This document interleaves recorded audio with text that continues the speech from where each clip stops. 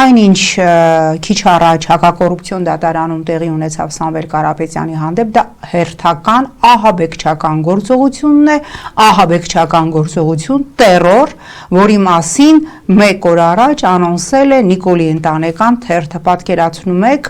այնքան այլևս բացահայտ գործ են, այնքան այլևս այս որոշումները իբր իրավական դաշտի լինեն քաղաքական, այնքան այլևս չթաքցնեն, որ այո, սրանք քաղաքական որոշումներ են, որ 1 օր առաջ իրենց ընտանեկան թերթը անոնսի,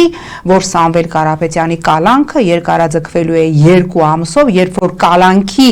երկարաձգման ժամկետի հրապարակումը պիտի տեղի ունենար թերթի անոնսից 24 ժամ անց։ Սա խայտառակություն էլ չի, սա բեսպրեդել չի, սա անուն չունի այլևս այնինչ կատարվում է Հայաստանում։ Գիտեք, այնքան թքած ունեն նաև Հայաստանի հեղինակության վրա, դուք պատկերացնում եք նույն ներդրումային միջավայրի առումով այն ինչ հիմա սրանք անում են Սամվել Կարապետյանի հանդեպ, ինչ խայտառակ ազդակ է պոտենցիալ ներդրողներին, որ ներդրողը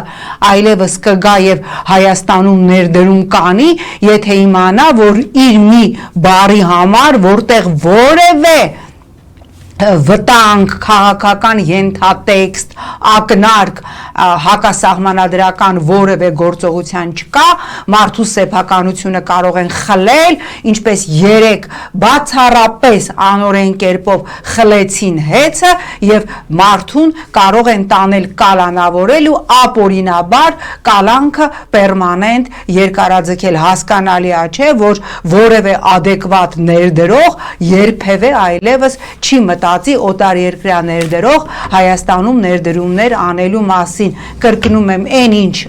տեղի է ունենում հենց հիմա Սամվել Կարապետյանի հանդեպ, դա քաղաքական ահաբեկչության ամենավառ օրինակներից մեկն է։